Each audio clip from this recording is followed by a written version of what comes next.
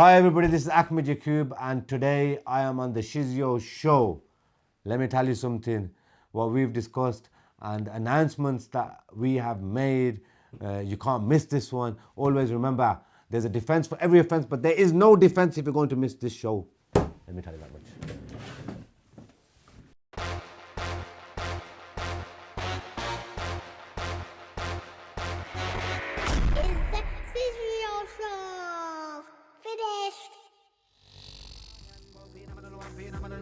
Streetlife is the only life that we know. Ghetto life, down in the ghetto we born and grow.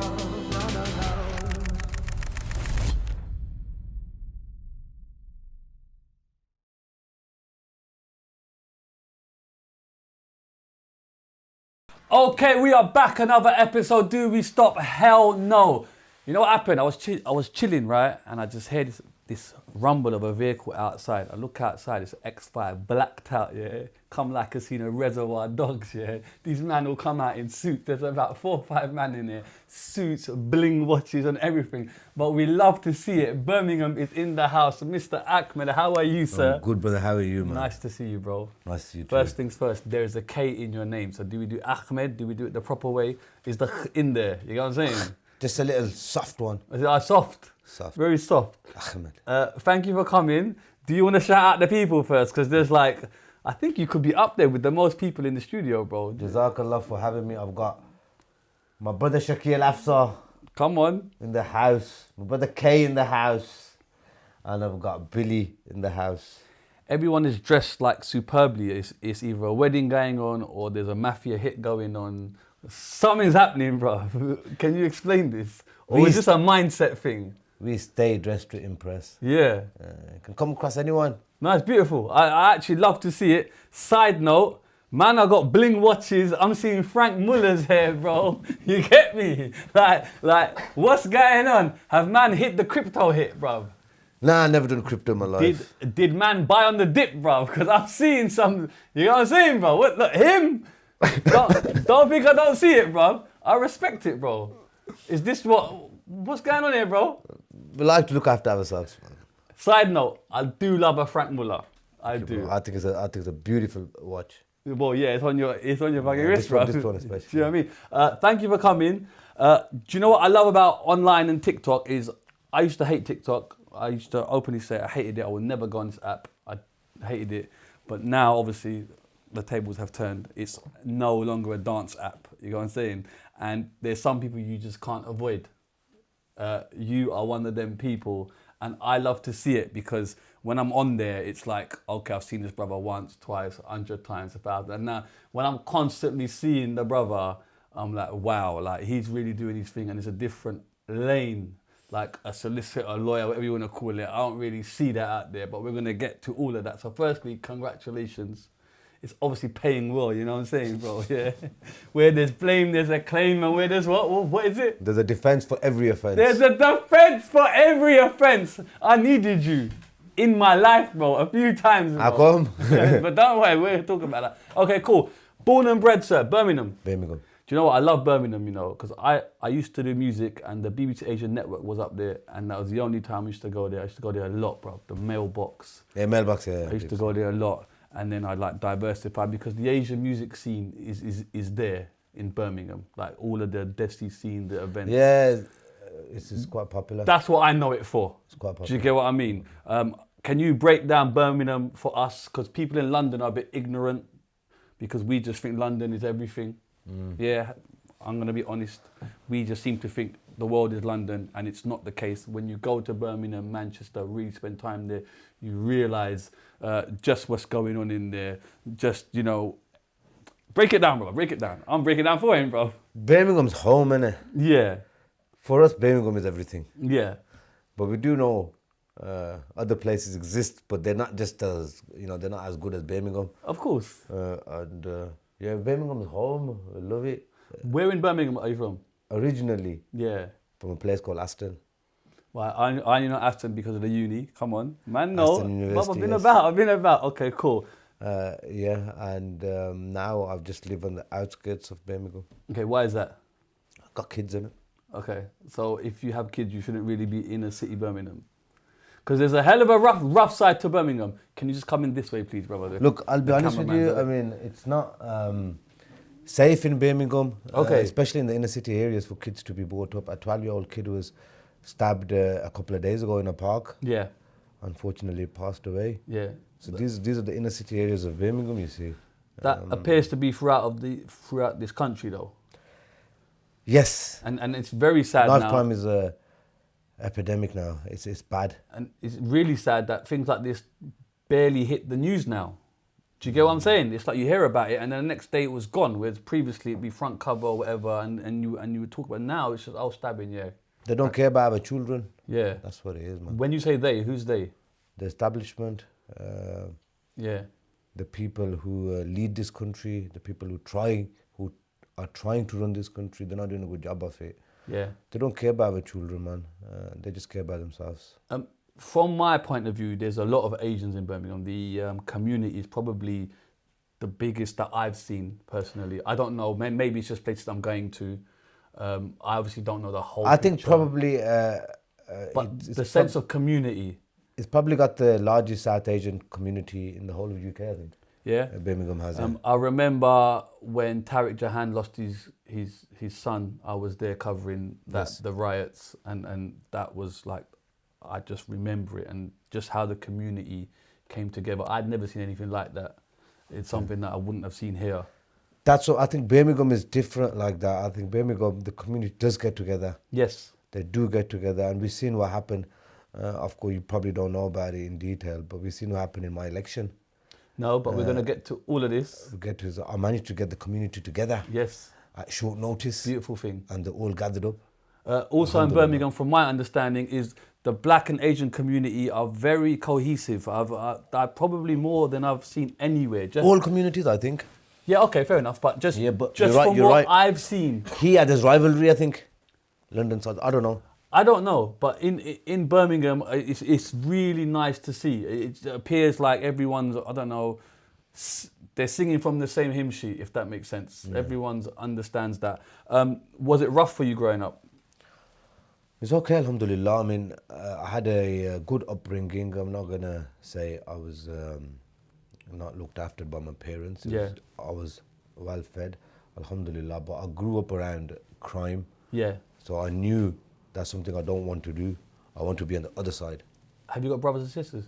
Yes. Older or younger? Older. I got 4 older brothers. Okay. And I got 4 sisters, only one of them younger than me. So when you're outside and you're seeing kind of bad things happening, is there no temptation to join that kind of what's happening? Do you get what I'm saying? Well, like, now or then? Then. No. You can't do it now, bro. Can't do it now. You can't do it now, bro. Then, of course there is. But we've seen a lot of things happen in front of us, which, of course, changed us, and we didn't want to do that. We wanted to actually help people, benefit people, impact people. What are the type of things you've seen, though?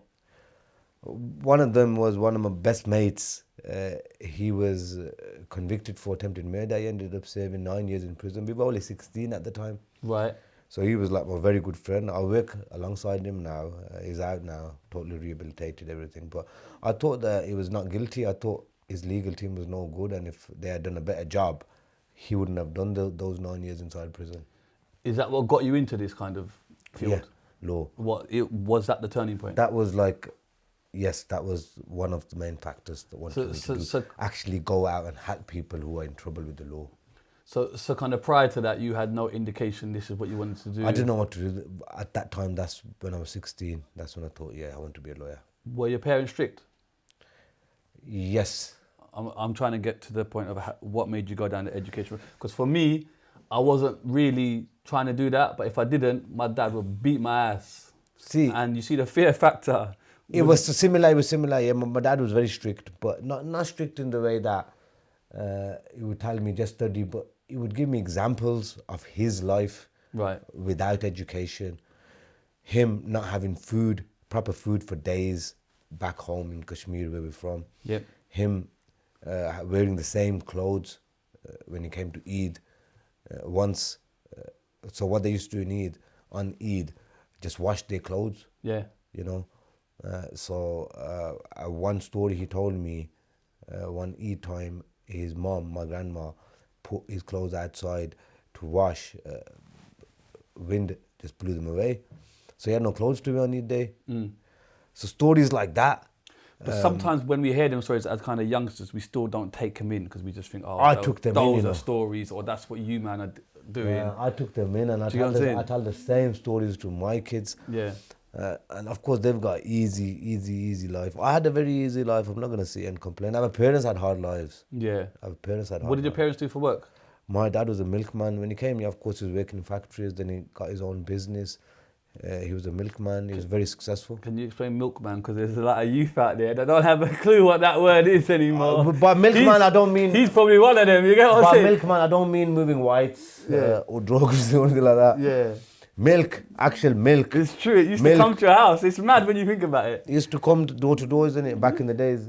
On the float. On the float. So my dad used to supply milk to the whole of Birmingham, most of Birmingham, Yeah. shops and houses.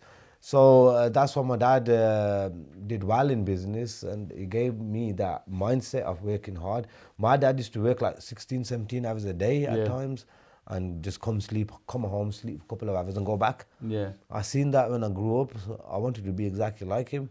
And then I can't though, they were too tough. Yeah, they're built different, you know. They're built different. They're built different. And then your older brothers, what are they doing? Are they kind of in like education, or are like some of them veering off the path? Two of my older brothers are lawyers. Yeah. One of them practices, one of them doesn't. And my eldest brother, he's a very successful businessman. Alhamdulillah, he's into construction. And then my other brother, he's doing some sort of business as well. So they're all doing well, alhamdulillah. Yeah. But just when they're young, everyone's just kind of following the rules. It seems like it's Not like, really. That's what I'm trying to get at. Yes. It appears to be a very obedient household. More or less. Yes, Yeah. more or less. Which when the father's absent for 16, 17 hours, I'm trying to understand how amazing job that is to keep 5, 6 children in line, obedient, when there's so much going on Not outside. 5, 6. At one point, to deter there's 9 brothers and sisters. Right, look at that. Yeah. Right. So you gotta give it to my mom, innit? Now come on. Alhamdulillah. And man. then I'm guessing the house is not that huge. No, at that time it wasn't. No. So are you kind of seeing, do you have a lack of money, or is that something that you're not really noticing? Not noticing it. You're not noticing it? I have to be honest. Yeah. Got whatever I wanted, whatever clothes I wanted, whatever I asked for, I got it. Yeah. But at the same time, there was that little talk that money doesn't come easy. Of course. Do you get it? So that's what I try to instill into my kids as well. I'll get it for them, but they have to work towards it. Yeah. My boy, Amir, he wanted a dog. He's been asking me for 2 years, and just got it from last week. Oh, you got him as well? Got it for him. You folded, bro. Dogs are hard work, bro. No, I never folded. You folded. You bought the dog, bro. Kid works hard. Is it? Kid works hard, man. 6 o'clock he gets up, prays Fajr namaz with myself. We both go to the gym together. I go to work. He goes to his homeschooling or tuition, whatever he does. After that, he goes home. Then at 6:30, he'll go to the gym again, do his boxing, then come back home. How old is he? 14. And what dog did you buy him? Belgian Malinois. I ain't got a clue what that is, bro. It's one of the best dogs ever. Why? For protection. Okay. For protection. Very good dogs. That's the answer that he told the missus, and that said, listen, it's cool, it's going to protect the house. You know, when someone comes in through the window, it's cool, you get me? I said to her, That's why I said to her, look. Is the dog allowed in the house? No. So I was going to say, like in like a Muslim household. Islamically, you're not. Right. I was looking at it today, something that Sheikh Asrar Rashid, who's my sheikh, was saying. I was watching a video. Pass me my phone, Bilal. I'll tell you the video now. No, it's fine. I'm just curious because I have heard that discussion. You're not. Not that I'm. You're not permitted to scholar bring of them scholars. inside your house. Right. But you're allowed to keep a dog for protection. Right. Please don't tell me that this dog's a Chihuahua, innit, bro? No, it's a Belgian Malinois. Make you chill for a bit, okay? Okay.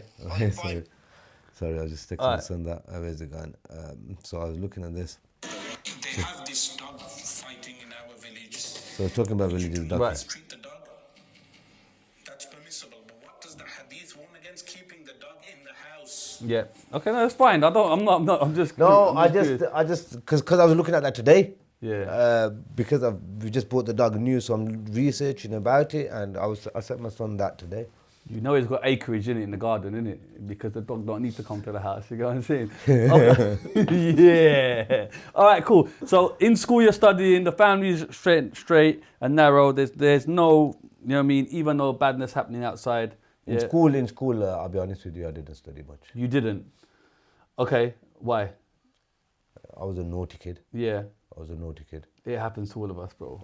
I was just quite handy with my hands. I used to fight a lot. I was swear down. Yeah. Why? Just as a fat kid, they just tried picking on me.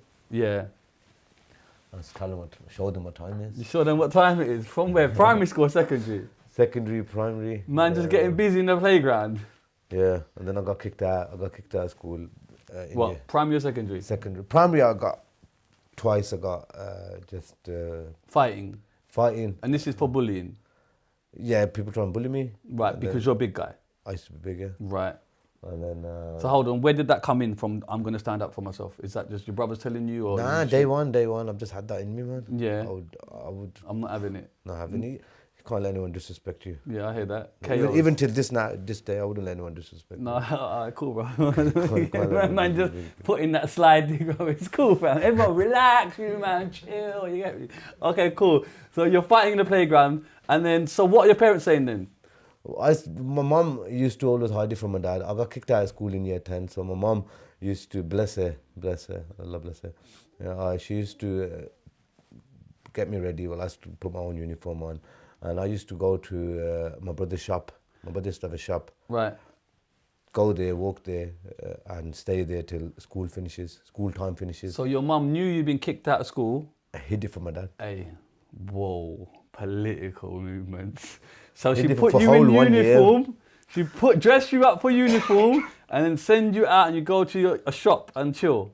Not chill, just sit there in the office. That's chill, isn't it, bro? I don't know. I don't know what chill is in your mind, but for me, bro, man, just chilling. Okay, cool. So you get into a fight. Loads of fights I used to get No, into. but what is the turning factor of you getting kicked out of school? A fight? Oh, no, in school we were known as the cavemen. I have a little crew. Right. So we used to be naughty kids, man. Right. It wasn't just fighting, just naughty. Yeah, but then there has to be specific reasons to get kicked out of school. Oh, we were getting- like, we were expulsion's getting- a big thing, bro. So We were you getting can get suspended. warnings every every week. We were getting Yeah, warnings. but warnings is And that's then standard, isn't it? there came a point that we were all on last warnings. So me and my mate, who got done for attempted murder, the last reason why we actually got kicked out was it was raining and we wasn't meant to go outside. When it was raining, we meant to stay indoors or something. But we still went out. That's it. That was the nail in the coffin. I swear. That's the lawyer speaking right I there. swear Bro. to Come God. on, bro. That was the don't action. make no sense, bro. Nah, I'll be honest with you, that was the nail in the When coffin. raining, man got kicked out of school. Yeah. So, but they put all of us on last warnings, about 6-7 of us, and so that meant any single thing you do, even coming late or you get detention, you're gone. We was on that warning. But what did you do prior then, bro? Cause Loads of stuff. Yeah, but this is still don't. You know what I'm saying, bro? Like if My someone, kids are in school, innit, brother. if someone, huh? My kids are in school right now. Okay, They cool. probably will watch this. Okay, oh sorry, though. You know what I mean? Yeah, it was raining, guys. There's a lesson that. Take your umbrellas to school. You get what I'm saying? Okay, umbrellas. No umbrella. There's no Frank Muller. You get me? No, listen, no. It's raining. You're not permitted to go outside. Simple. Stay indoors. stay Wet play. indoors. Wet Don't play. go outside. Wet play. Yeah. You get what I'm saying? You can't go outside. Okay. Yeah. Okay. I'm guessing there's an amalgamation of things that have happened Build up. build up. Okay. And then the straw that breaks the camel's back is the rain. The rain. Check your mic. Is it what? Why is it not working? No, it's cool. Keep going. You sure? Freaking me out, bro. Mike's good. No. Mike's all Everything good. good. Camera cool. Yeah, we cool, bro. He ain't dropping. Everyone's freaking me out today, bro. Man, Mic just drop. allow me, bro. I got like these man staring at me. But alright. Man, they're right. And then you're on your phone, bro. Do you want to take that? Nah, I'm good, you know, bro. Sorry, man. Man's always on making money. Yeah, bro. Relax, bro. Look, Sorry. Yeah, take my phone. You know what it is? what is it? If I got my phone with me, I'll just play with it. Is he in shop? This way, please. You're very like, you get me, on some fat Joe lean back behavior. You get what I'm saying? Okay, cool. So you get thrown out of school, right? And your mum doesn't want to put you in a different school because year 10 is GCSE time. Year 10 is done and you can't go into a different school then. Why not? Yeah, but there's year 11, isn't it? But I don't think... That's like I think it's too GCSE late though, innit? crossroads, like, you know what I'm saying? That's the first, no? That's when GCSE starts in year 10, yeah. No, it starts in, yeah, exactly. So you don't know? Your mum doesn't say, right, I'm sending you to a different school. But then Dad would have found out. Wow, that's amazing. Like, she's proper hiding this, bro. I don't know how I feel about this. I'm on both sides of the fence here. You can say, do you think your mum should have told your dad in hindsight? No, because I was so scared of my dad. Probably, look, I would expect my wife to tell me now, innit? Yeah, obviously. You know what I mean? So, in that sense, she probably should have told him, but I was scared of my dad. Yeah. I still am, you see. Yeah. So, I'm sorry. Okay, fair enough. Sorry, Dad.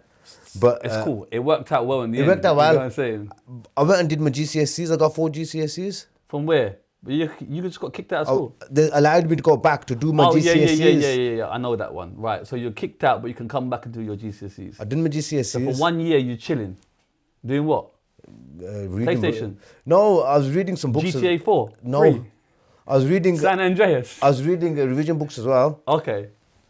So I went and I got 4 GCSEs. In what?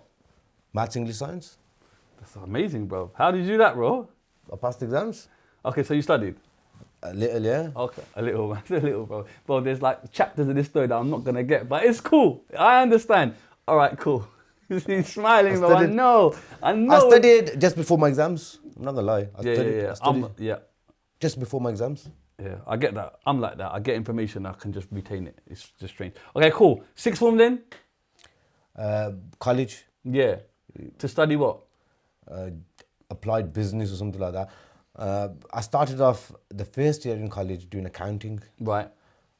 I didn't like it, and I wasn't very well behaved then as well, so I got thrown off the course. Doing what? Fighting again? Raining again? No, I can't remember now, I think. Oh, yeah, it's funny how you can't. Something to do with the phone. So it's something, I don't know, bro. Just There's something to do with the phone or something, I don't Something know. to do with the phone, yeah. But anyway, then I went to Matthew Bolton College. I did GC, Applied Business for college. Yeah. And I did okay-ish, but I got half a A-level, if you get what I mean. Oh, yes. Yeah. You got something? I got something. Okay, cool. So first year I passed, second year I didn't pass. Right, and then what's the plan then? Because the wanted to educational route, it would appear is not for you. At the time it would, innit? It would. I carried on. That's what I'm saying. I carried on. It's beautiful. So that's what I'm So I trying went to to university. How did you get into uni with one AS level? I What uni was that, bro? Wolverhampton University. How many points you got? 0. Come in. No, wait. Wolverhampton University I went, and I went for my induction or whatever it is. I was trying to get in. Enrollment, it's called, isn't it? And I wanted to get into the foundation degree. Right. Foundation degree is 1 year prior to, yeah. You're clued Bro, up. I'm very clued up. Do not let the long hair get it twisted, bro. I know what's happening, bro. God, man. I'm out Alhamdulillah. here. So, yeah. Right. Foundation degree, I wanted to get on there. Yeah. They told me to do one. Yeah. I couldn't get on. So then, you know when they say it's not what you know, it's who you know. Standard. I'll drink to that, bro. Yeah, go on. So then I went to someone. Who? They sent me to someone. My brother sent me to someone. Okay. My brother was also studying at that university. Shout out the brothers. My brother. Come on. Big bro. Love him. So he says to me, go and see this guy. This guy's called Stuart Williams. Stuart Williams is going to help you out. Okay. Is it wise you saying Stuart Williams' name now? No. Knowing that he bent the rules for you, bro? Are you throwing him under the bus? Man like But Stuart. I don't know if Stuart is alive or not. Okay. At this moment in time, God bless him. Right. I hope he's alive. I need to go, Bilal, hook up a meeting with Stuart. I love that, man. Just pass it down. Run, deal with it. Yeah. I need this in my life, bro, man. Bro, deal with that. Do it. So I need to go Stuart, see go. Stuart, or see one of his family members if you can. You know? Anybody, Bilal, sort it out. Because you know why? He was a lecturer at Wolverhampton University. I did my brother did his dissertation with him, so he knew him very well. Yeah. I went to see Stuart. I said, Stuart, this is me. I haven't got my grades. I want to get into the foundation degree. He said, look, there are exceptions to the general rule, and you're one of them. But you are just one of them. But you have to take an exam. Right. I want to know if you're capable enough to get onto the foundation degree. I said, okay, no problem. So I sat an exam. First I asked him when the exam is. I said, I'll come back for it. He said, no, it's now. Did Stuart aid you in this No. exam? Okay. No. Are you sure about that? Stuart did not aid me in the exam, I'll be honest with you. He left me alone Right. in the room. And Did he leave you with Google? No. Okay. No Google. I think I wasn't even allowed to have my phone on me. Right. I can't remember now. Yeah. Actually, probably would have took my phone off. He probably would have took my phone off me. I can't remember. Right. Go on. And the case was, the exam was regarding a case. It was RWR. It's spelled RWR, but in law you pronounce R and R. Right. That case was about marital rape. Right. Yeah. So it's like a case study. Yes. Right. And I was asked to give an opinion. Law is about opinions. Yeah. The people's opinions that matter in most in the courtroom is either the judge or the jury. Yeah. Their opinions matter the most. But law's about opinion. So I gave an opinion to that. Whatever I had to do, I did it. He came back after, gave Stuart the paper. I came back after 45 minutes. He said, Mr. Yakoob, I said, yes, Stuart. He said, I can't allow you to go on to the foundation degree.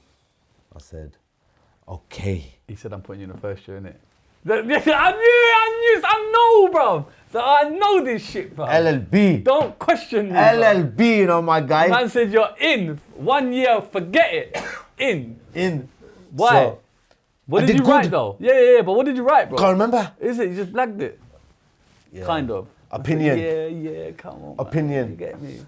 I'm a good thinker on my feet. The one thing I could do, I could think on my feet, man. Alhamdulillah. And I did that. Then he said, don't let me down. Please do not let me down. I'm going to keep an eye on you. Yeah. I did let him down. I didn't do very well in the first year. Right. Why? He tracked me down. What Why? were you doing? Is it raining again? No, it wasn't raining. I was just, I was... Fighting? No, I can't find uni, man. Bro, you just told me you're a fighter, bro. You're fighting everyone, bro. I can't find uni. Okay. Come on, bro. Well, I'll get kicked out straight away. Bro. Right. What are you doing, partying? No. Okay, you're doing something, bro. Just not turning up. Yeah, but then where is your time going? Not turning up. Outside, what? Doing... In the SU, chilling. Yeah, we do love a good student union, bro. Okay, chilling. Speaking to people. About life. About the weather. About the life. About the rain. About the rain. There you About go. the rain. There you So go. yeah. Okay, so then what happened? Are you off the course then? No, he was about to throw me off the course, but he didn't. Right. He gave me a last chance. Right, and then you fixed up. I fixed up, man. And you done the whole course. And what is this course? LLB. Right. That's what is that for people? It's a law course. That's the only qualifying law degree if you want to actually become a solicitor. You can do other courses like criminology and other stuff. And then prior to this, has your friend gone down for murder or whatever it was? Yeah, he's already he's gone down. He's in prison now. Right. And that was how many years prior to that? So I was 16, so now I'm in uni, so it's probably about 3 or 4 years. Okay, can you talk about that case or not? Yes. Okay, so what happened? He allegedly stabbed someone. Everything's allegedly. Yeah. FYI. Well, I can say he stabbed someone now because that's what he's been found guilty of. Right. So it's not allegedly anymore. He stabbed someone. No, I'm saying it anyway. I don't need nothing in my life. No headache. Allegedly. Allegedly. Yeah. So he allegedly. So he stabbed someone. He stabbed 2 people. Right. Killed them? No. Right. They survived. It was attempted murder. Right. I think 1 Section 18, 1 attempted murder, and he did his time. He came out. By the time he came out, I was doing my legal practice course. What was the reason of the stabbing though? Was there some type of? There was something to do with his family. Right. Something to do with the family. Right. Okay. Cool. Trying to extort his family, something like that. And you've seen your best friend go down, and you're kind of witnessing the whole case, the whole process. Everything. I went to court. Everything. You went to court, and what did you take from court by seeing the process? Then. That I could do a better job than his lawyers. Okay, in what way? They just weren't helping him, defending him. What is it? They just wasn't pulling their way. They were not focused on the case. There wasn't like me now till this day. I take every case like proper, personal. Yeah. So I couldn't see the effort in them basically. So I thought, I could do a better job than them. Right, fair enough. Okay, cool. So you're now a lawyer now, yeah? A full-blown lawyer. Fast forward, you do your LLB, right? No, I do my LLB, then I do my legal practice course. Right, so what's that then? So you have to do a degree for 3 years? And then you have to do another course. And then how long's that course? 1 year? 1 year. Okay. After that, I went to do my training contract. And then how long's that? That's 2 years. This is turning into some architecture degree, bro. That's You know 2 what I'm years. saying? How many years is that then? No, but the degree is done, innit? So 2 years. Yeah. Training contract, then I'm done. Right. Yeah. But in total, to be a fully fledged lawyer, you need how many years? 3 years degree. Right. 1 year legal practice course. Yeah. Actually, they changed the legal practice course now. You can do SQE, something, I don't know what it stands Right. for, because GK, but We're, still. we're talking 5 years, 4 what, years. what I did, yeah, 3 years, Yeah. then legal practice course, then academically you're done. Then you have to get a training contract. Right. Once you get a training contract, you've got to be on that training contract for 2 years. What's a training contract? You have to work for somebody, you have to work under somebody's supervision for 2 years. Right. Okay. And when you're working for someone, what are the type of things you're seeing? Is it kind of everything that you think it is, or is it? I didn't like it working for someone, not because of the work, because of the way the guy treated me. I don't want to keep mentioning this. I've said it in Oh, have you? loads of other podcasts here, but I don't mean the guys. I don't watch them podcasts. You know The what I'm guy, saying? the guy's my good friend now. So, well, he's been my brother since day one, Right. and it still is. You get Right. it. So There's something going on, bro. These men are doing something in this room, bro. FYI. black magic. You're lucky that there's no cap. Don't even say that around here, bro, as well, bro. You get me? Okay, cool. The guy doesn't treat you too well. Is he like harsh on you? Very harsh, very harsh. But looking back, did you need that?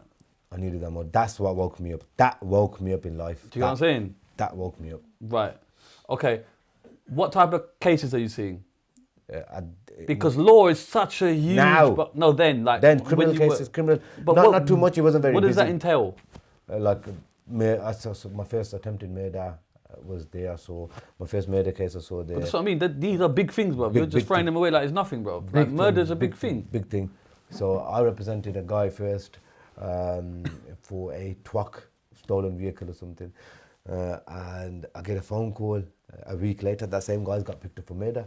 Right. So that was my first murder case. Right. And I worked on that case. I got a very good sentence. What did he get? In the end, he pleaded guilty to manslaughter. He was a young kid. He was only 17, 18 at the time. He pleaded guilty to manslaughter, got 7 years. He served 3.5 years For manslaughter. for manslaughter. Okay, that just sounds wrong. Like for me personally, Why? because if you manslaughter to me sounds like you've caused someone a supreme amount of harm. So then to do 3 years and then walk free, just from that perspective, seems a bit mad. Yeah, that, Putting aside who you are representing, and I understand your job is to get the best result. that's fine. I get what you're saying as well. But if you look at it from the point of view of that person now, Yeah, but and that person was under attack, right, but then that's And he had to- self-defense though. he had to pull out a knife. Still manslaughter, isn't it? I don't know, bro. That's telling me like I'm a lawyer.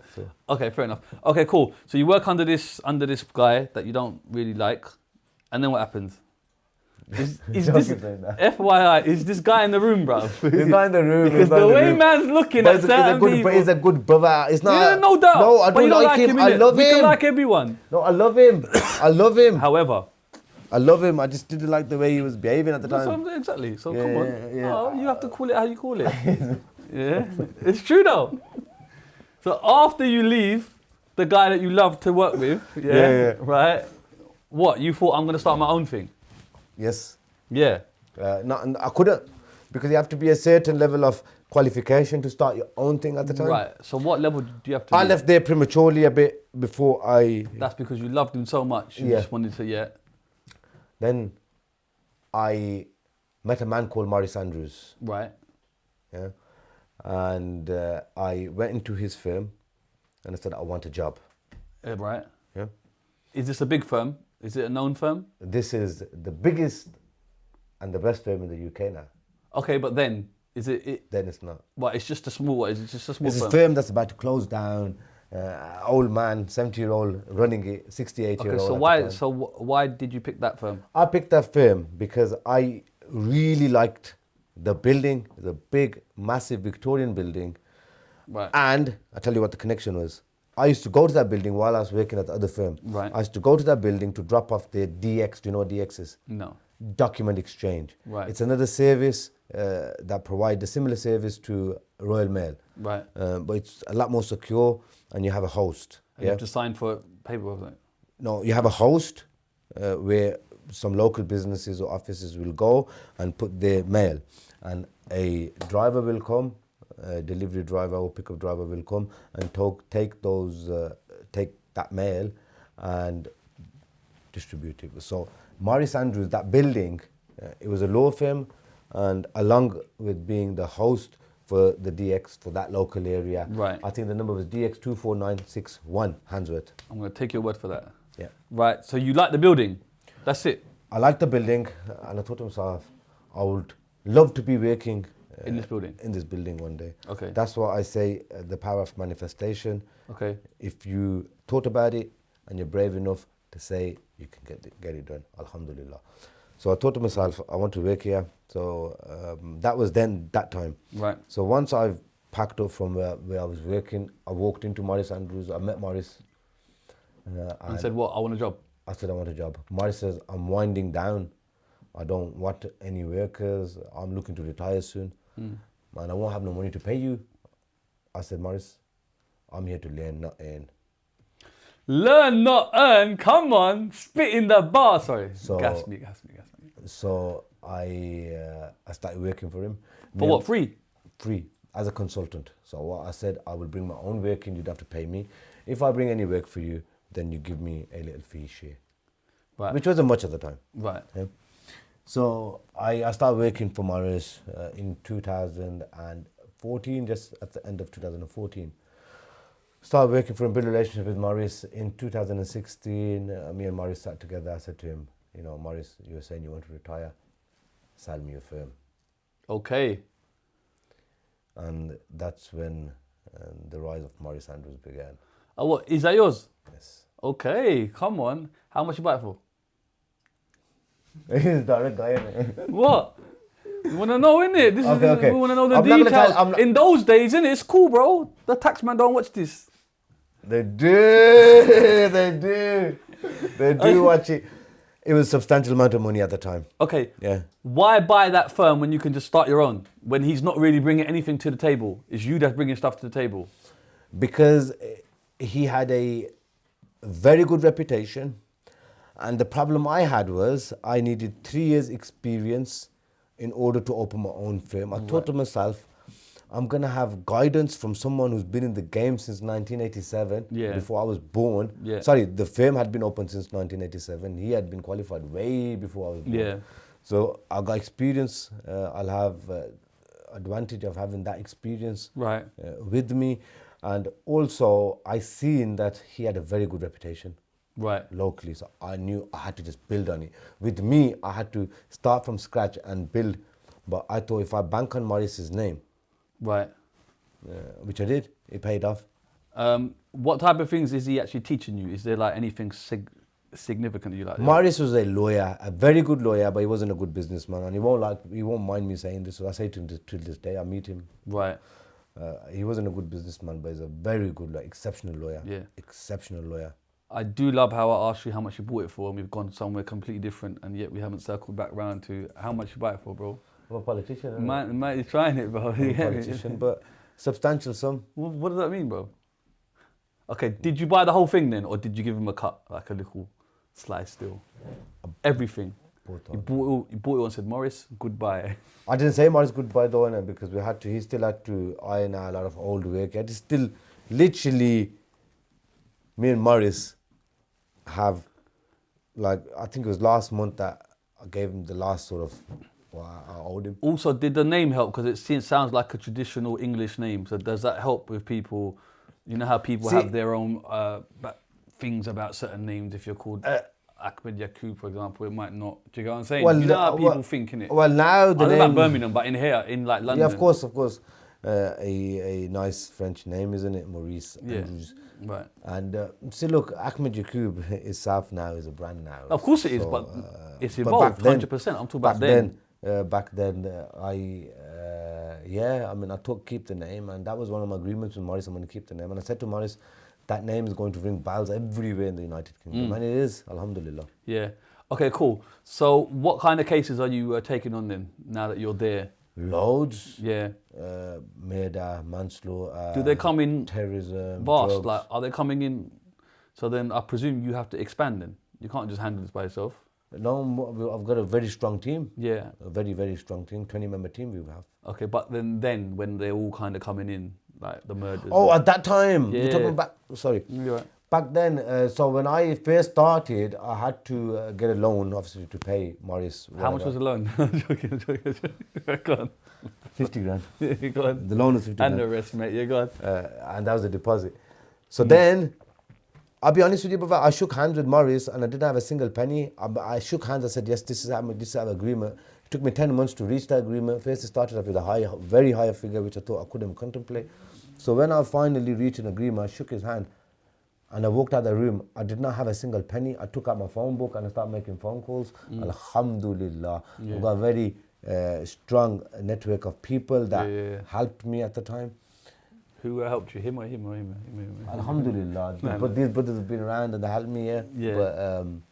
But, When you're kind of working there, are you outside doing other stuff? Like, are you still out and about, socialise? Is it hard? Because there's a lot of badness going on in Birmingham. So see, when I got that fame, that's when I put my head down. No distractions. You just no drew the distraction. 10th October 2016, 2nd of October, 2016, I took the fame over. It wasn't doing very well, okay? And I had an overdraft from Lloyd's Bank, £15,000 overdraft. Kid you not, bro, Allah's my witness. By March of 2017, I had £1,500 left off that overdraft. Yeah. So I've used up £13,500 off that overdraft. Yeah. After that, I get a case with £8,000. Okay. Alhamdulillah. Okay. At that time, March, I thought to myself, wow, all the people that were hating on me, all the people that said this guy's not going to do it, you know what, it's going to come true. What case was that? It was a drugs case. Man, smiling. Yeah, drugs case. Class A, baby. Okay. My guy, you know, good guy, whoever he was. Okay, and then let's talk about when you accept a case then. How does it work then? What do you look at specifically before you accept a case? Or is it a case of, I'll just take anything? Oh, as in, you're asking if there's cases that I turn away? Yes. What What do you look for? Like if someone comes to you and says, oh, right, I got a murder charge on me. Talk to me. What do you ask them? Do you want to, I don't know. How does it work? No, it works. Somebody will get arrested, they'll call our firm out, somebody will go down to the police station, and then the procedure will start. Yeah. You accept the case once you get the phone call, you accept it, and 99% of the cases we accept. So you accept them straight away? Is that just because it's work? Yeah, just because it's work, the call will come on the work phone from the call center. It's called the Defense Solicitor Call Center, and they'll tell you so and so has been arrested and they are at this police station and this is the offences that they've been arrested for. And then we make contact with that police station and they say, okay, speak to the client. And then getting the money, there's like legal aid, isn't there? Yes. So who's paying for that? The government? The government pay for legal aid, yes. Right. So is that how you get paid then? Or is it private? I don't know how does it work. Legal aid predominantly, because not everyone can afford, you know, hundreds of thousands of pounds. Right. But some people prefer to just pay privately as well. How much would it roughly cost for a case? Let's say, I don't know, I need you for 6 months. I'm just curious. Private. Yeah. Private, bro, I got assault case. I need you. Assault case is not going to last 6 months. So if you guys see this, FYI, bro. Murder case then. That's going to last. I'm just curious. murder case, just a murder Okay. case, just a murder case, 6 months trial, just say. Yeah. And you was willing to pay me privately. Yes. You can buy a nice house in Birmingham. That's not much. I'm joking. in Birmingham, with a nice apartment in Birmingham city centre. So what's that, 100k? Work it out. I don't know, bro. I haven't got I try right move. I haven't got the app, bro. What? 200k. Work it out. 200k. How much is the freedom worth? Work it out. Okay, cool. But then, is legal aid offered to anybody that wants it? Not everyone, no. Okay, why not? Because What is the criteria? The criteria, there's two tests. One is financial test, which is you have to be earning under a certain. Right, if you're earning under a certain bracket, you can get legal aid. Yes. And then there's the interest of justice test, which is easy to pass. What's that, sorry? That's predominantly, there has to be risk of custody, What does that mean? I don't. risk of going to prison, going to jail. Right. So if your offence carries the risk of going to prison, which most of them, yeah. most of them do so. So mainly it's financial. If somebody's earning too much money, they won't get legal aid. Right, that's the only reason. Okay, cool. And then also, when you're meeting these people, how do you park your emotions on the basis that this guy might be guilty? Two things. Right. First of all, I'm going to give you a couple examples. if you're a surgeon now and you're about to operate on a patient and you let your emotions and your nerves get in between you and the operation, you can kill that patient. Yeah. Yeah. So we have to sort of cut that off. Yeah. And secondly, a famous quote from a French philosopher comes to mind. Right. It is better to risk saving a guilty man than to condemn an innocent one. Yeah. I hear that. But are there times when you look at someone and in your gut you know they're guilty? There's got to be. You know when you just speak to people and you know, bro. No, speaking like- is one thing. Speaking is one thing. Feeling it even. When you get Feeling that- is one thing. Speaking, evidentially, I have to be able to see it, isn't it? That's when I can say, yes, this guy might be guilty. Right. Evidentially, what the prosecution saying about him. No one's ever going to come to me and say, you're guilty. I'm guilty. I've done it. I've murdered someone. They can't. They don't say that. Yeah. No one ever will say that. No one will ever admit that. So no one says, bro, listen, bro. No. I did it, yeah, but That don't I happen. need your help, cuz. No. That I'll buy you a next people are- Frank Muller. I did it. No. This is what happened. People get the wrong end of the stick. Right. So if you spoke to me like that, I'll say, listen, brother. Why did you do that? Because there's a code thing. What do they call it? There's when someone tells you, I can't remember. Go on. Confidentiality That's it, between me and the client. So I can't go and tell anyone else. Yeah. But if But then it's an ethical thing, isn't it's it? an ethical thing. It's Right. ethically. So I mean, if you come and tell me you're guilty, my advice to you will be, look, you should plead guilty. But if you still want to have a trial, then you can't put forward a defense. You can't say why you're not guilty. If the prosecution bring the case, it's for the prosecution to prove it. So the prosecution can say what they want. It's just you can't go in the dock and say anything.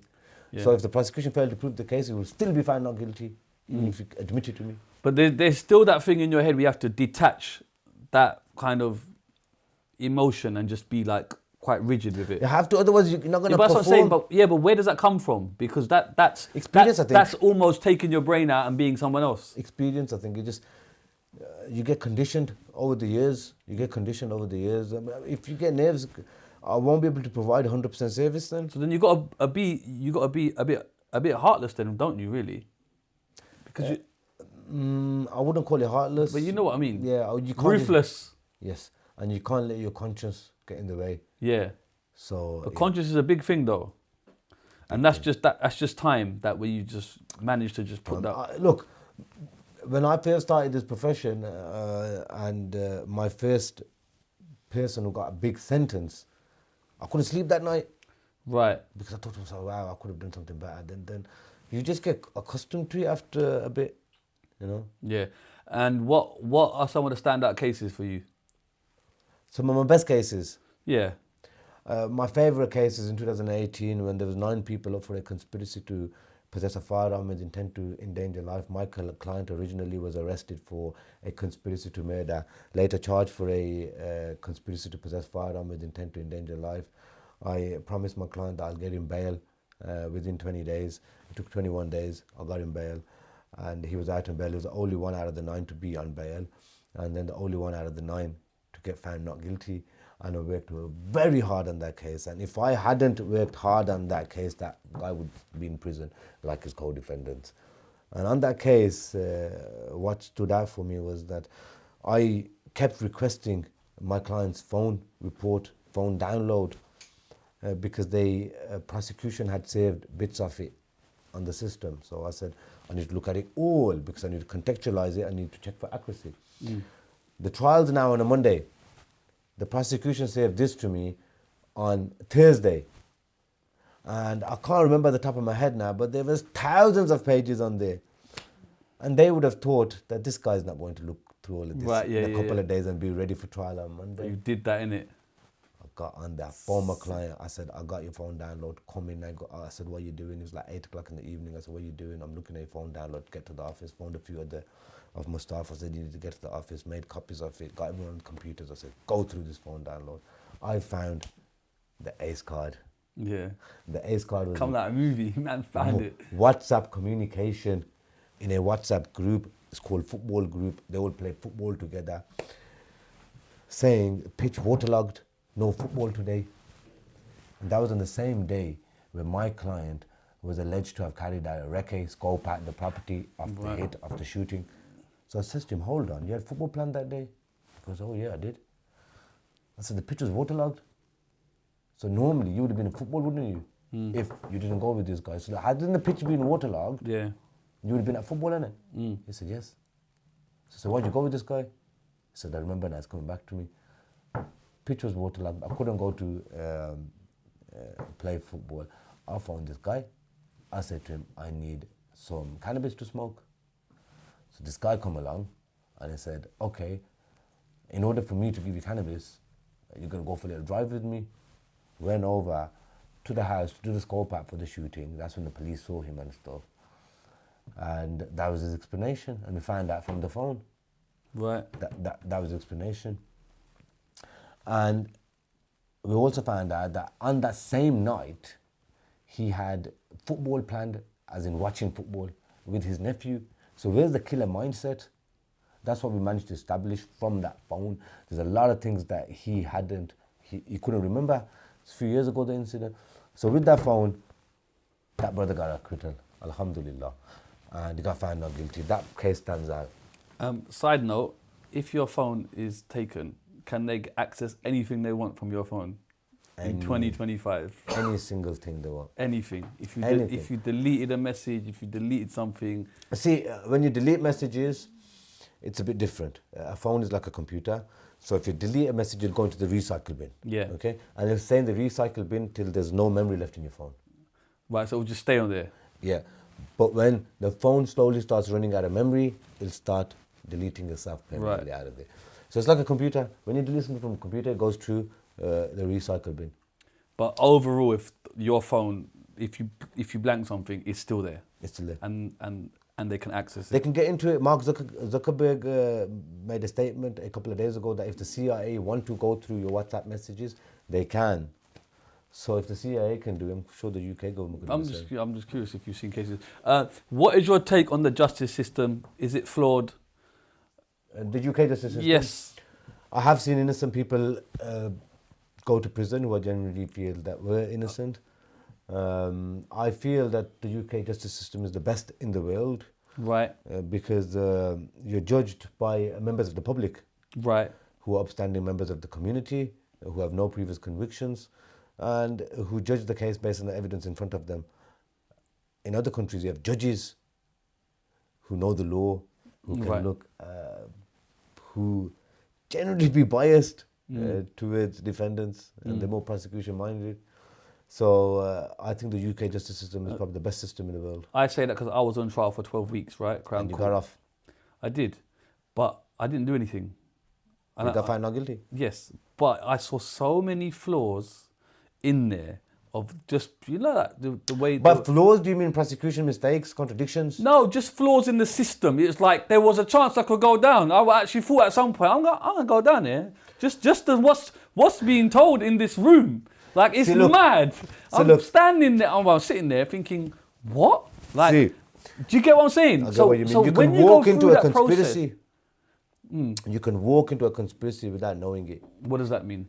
That basically means if I'm picked up by somebody and they've got a kilo of cocaine in their boot, and they get stopped, I'm, but that's what I mean. Evidentially, they can link me to it. So, yeah, in that sense, yes. Like I said, that's how I started the conversation. I started the answer off. I said there's loads of innocent people in prison, but I still think it's better than having a judge judging you. Do you know what it is? When I went through that process, I was so disheartened with the whole system. I didn't trust it. I don't believe in it. Like, I just thought this is unbelievable. Like, I was told to pack my bags one night from a lawyer because he said tomorrow you might not come out of it. And it's like the things that are being said to me, I'm genuinely in shock. Like, this is, and the way they're painting the picture is unbelievable. It's literally like their word against theirs. Yeah. And you've got these people just sitting there who's just going to make them out. And if some of them don't like the way you look, it's a problem. And you'll never know it. You're right, you know. They don't like, there's someone, you know when you see someone, you just don't like them, bro. I don't know, there's an aura, I can't put my finger on it.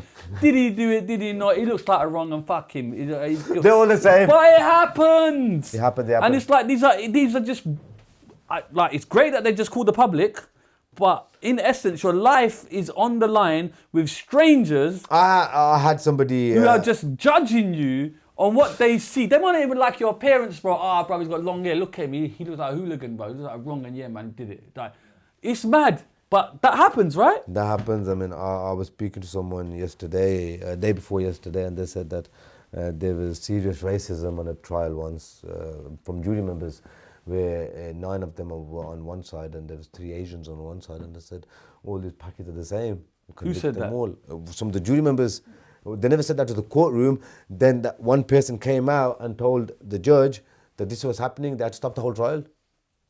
That's mad. That's what I'm trying to tell you. It's them kind of things do happen, but unfortunately, it's either a trial by them or the judge. So, I hear you. Okay, so how does TikTok creep in then?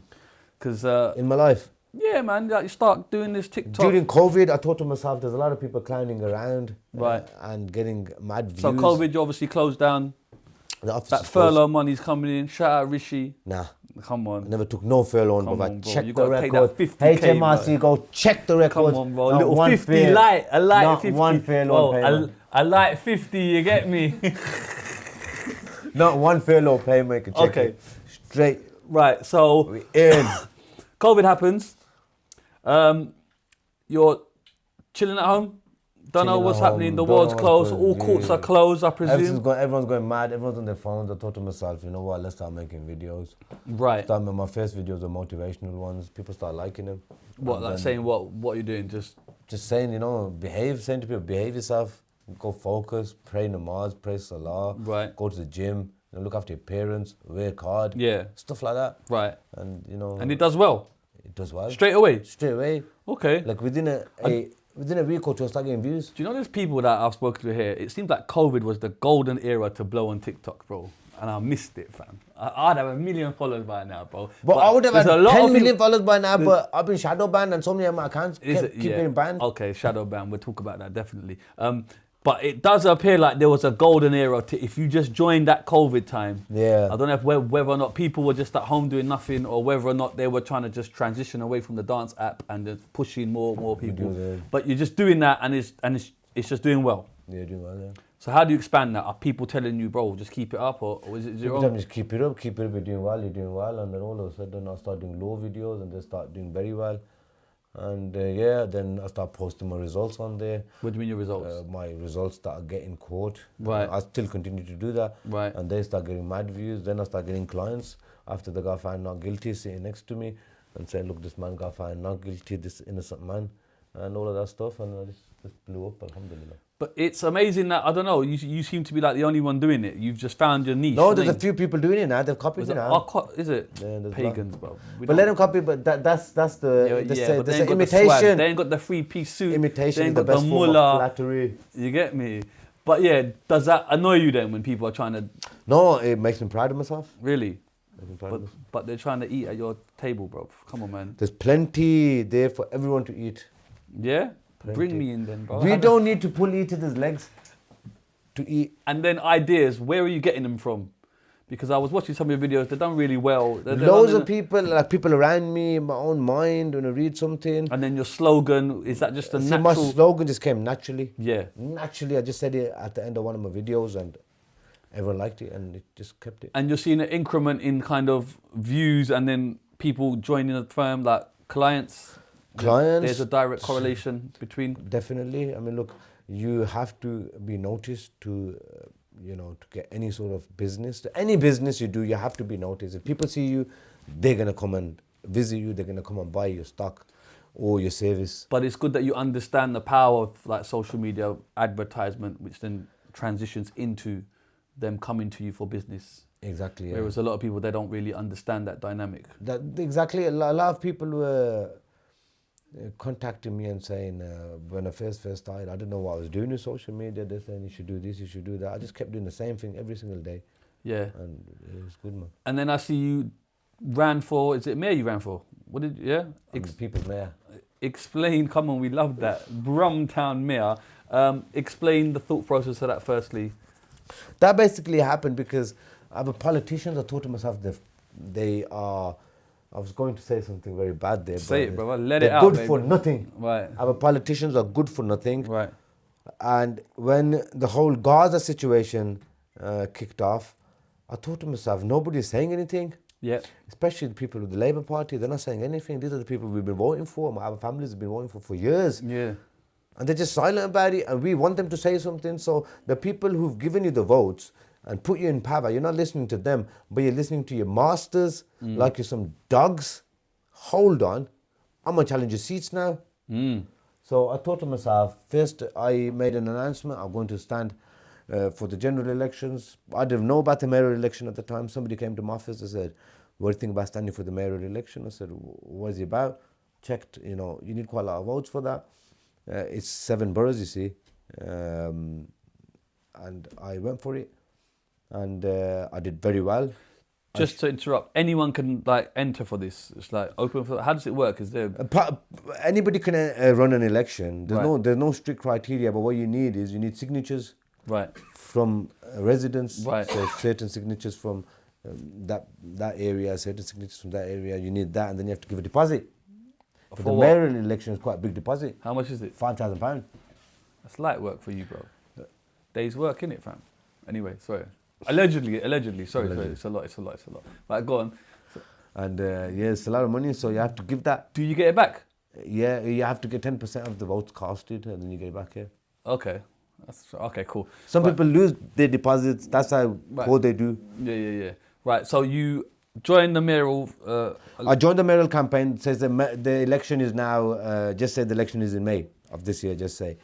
I didn't know about the election till about March. Right. Yeah. I made my announcement for the election in April. Right. I submitted my papers 4th of April. Right. The election was 5th of May. Yeah. Doesn't give you a lot of time to do the legwork.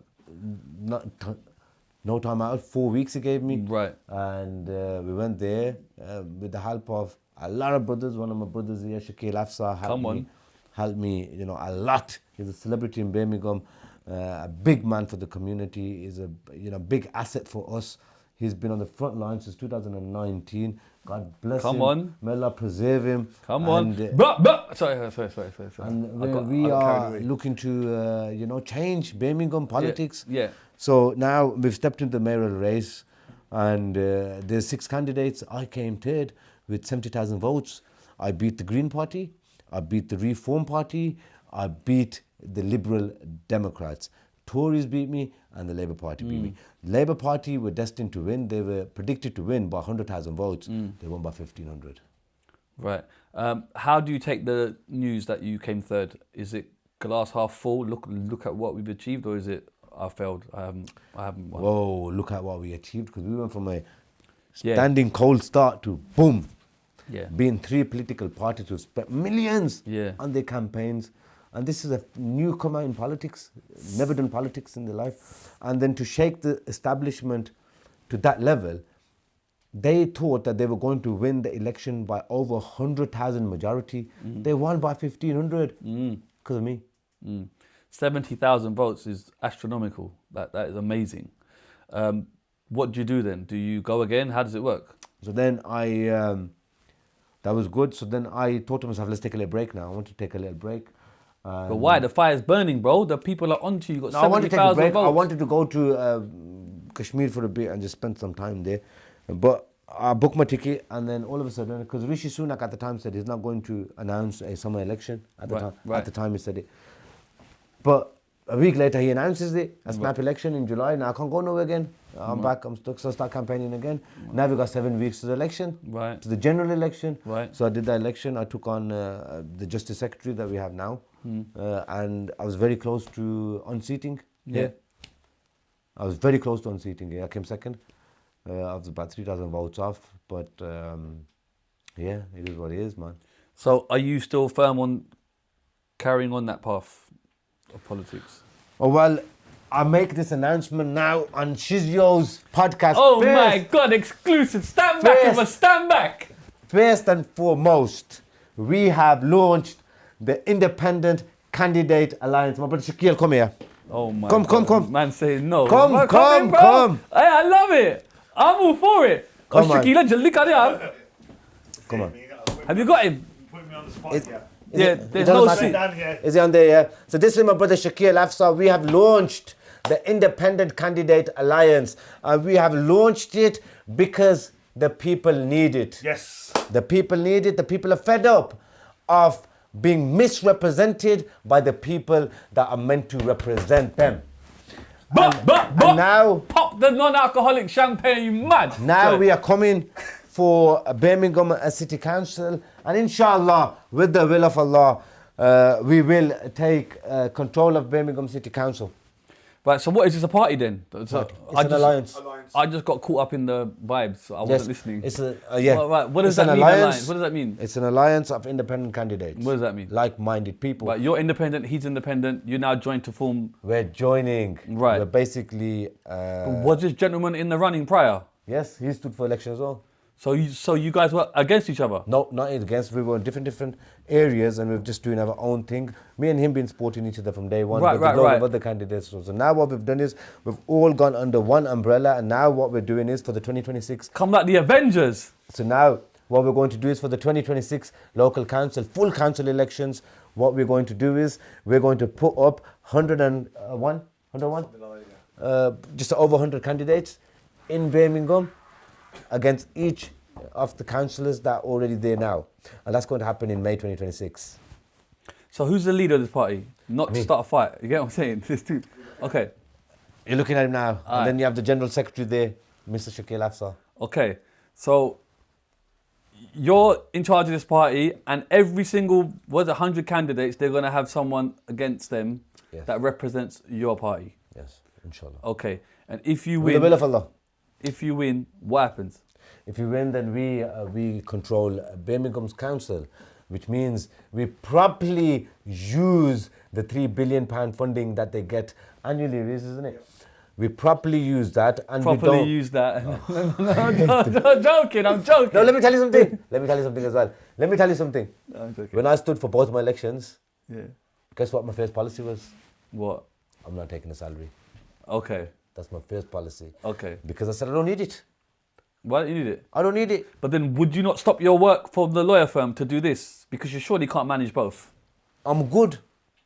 You say, I'm good. Good, bro. Alhamdulillah. Yeah. I'm good. I'm not doing this for money. I'm just simply doing this to help other But people. would the firm run itself then? Yeah. It runs I've, itself. I've got a mechanism in place that Right. doesn't require me to be there 24/7.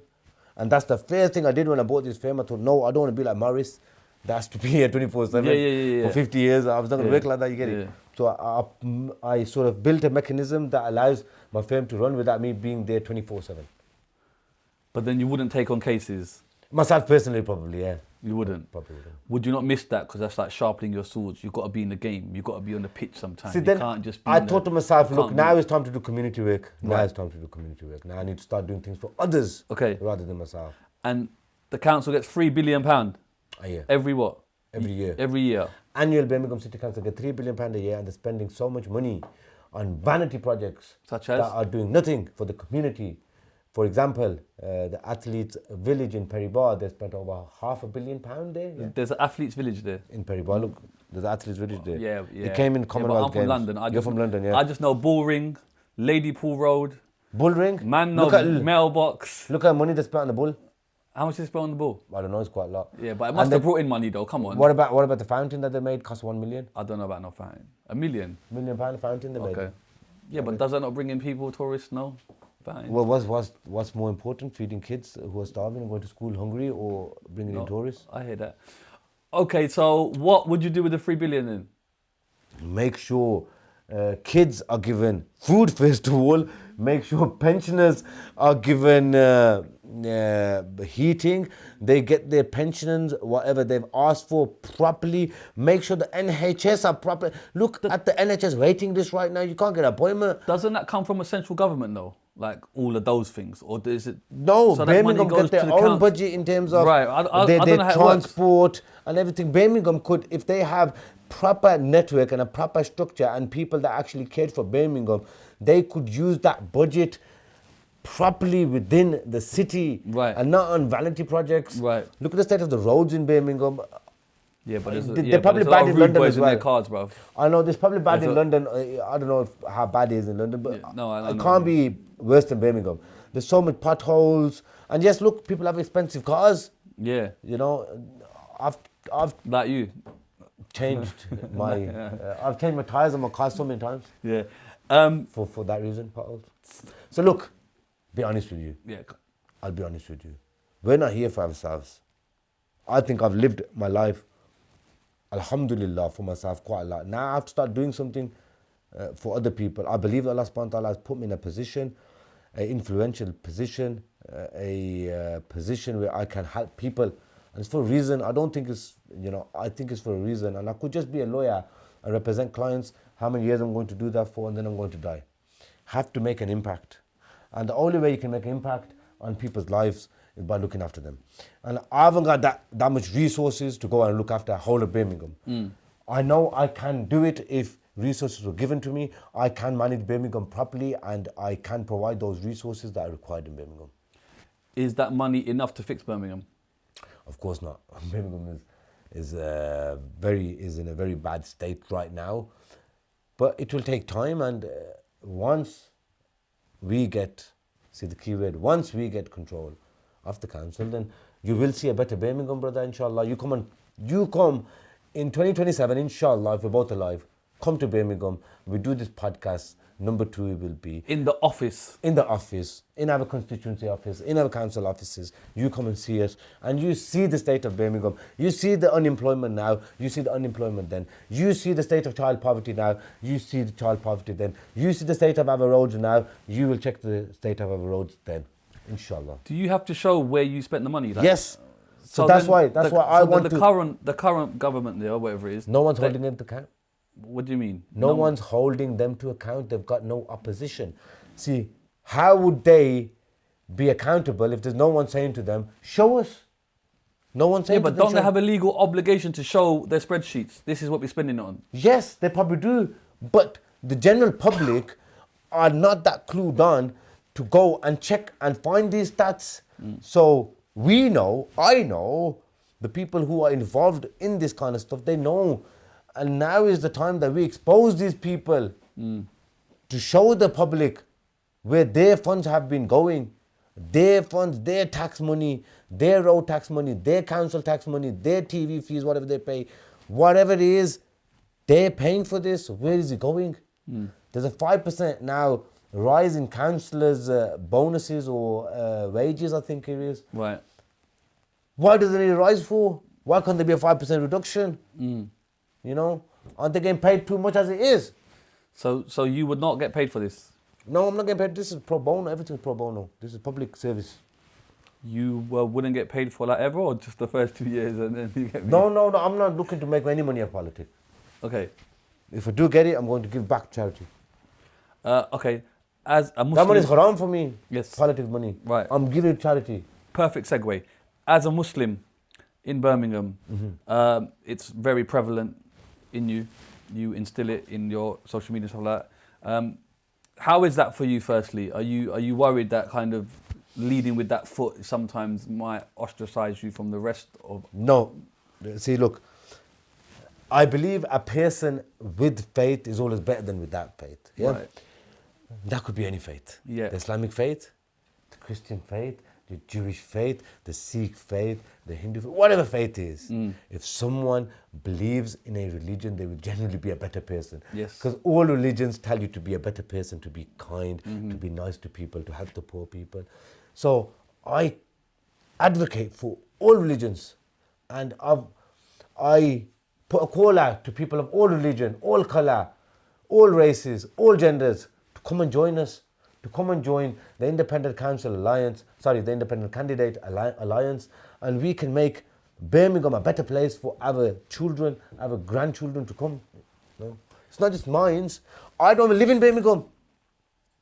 Okay, so then how is that then? When I don't will even go, live in Birmingham. But then people will say, this guy doesn't even live in Birmingham. He doesn't even want to be part of us anymore. He's moved away. Why is he going to be in charge of us? He don't understand Let us. me tell you that. You've got Frank Muller on. Let me tell you something.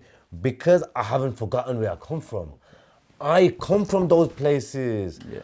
I made it out of there. Alhamdulillah. I was one of very few that made it out of there. My brother Shakil Afsa come from those places. We've made it out of there. We want to support those people now who are still stuck there. We want to help them. We want to give them opportunities to thrive, to flourish. We want to give them chances to get employment, proper employment. We want to help the single mothers who Labour are not helping currently, who they are saying their third child shouldn't get any benefit. Why? How's that mother going to afford to get nappies for that kid? How's that mother going to afford to get food for that kid? How is that mother going to keep that child warm? There's too much to look at. It's so deep. But these people don't care about us. What about people that cheat the system and it's very hard to find what they're doing, but they are still extracting funds from the government? There's plenty of people out there. I don't want to start finger pointing at anyone. That's what I mean. But there's loads of people out there that are misusing public funds. These are public funds, Yes. man. And it's wrong what they're doing. That's why we've come to expose these people. We are the good side. Yeah, and I hear that. I have to ask this question, by the way. Some may say, as a Muslim, you really have to do right, correct? Right? Yeah. And then some may say, you are protecting murderers, etc., etc. Yeah. Where does that line? Where? Because you said earlier you're very good at detaching yourself and just becoming very straight. Look. What I say to people Sorry. is, Are you able then to detach everything about it, faith, just to deal with certain cases? How much of Islam creeps in on that? see, what it is one thing I know. Just say, for example, just say a murder case. Yeah. Yeah. One thing I know, someone's lost their lives.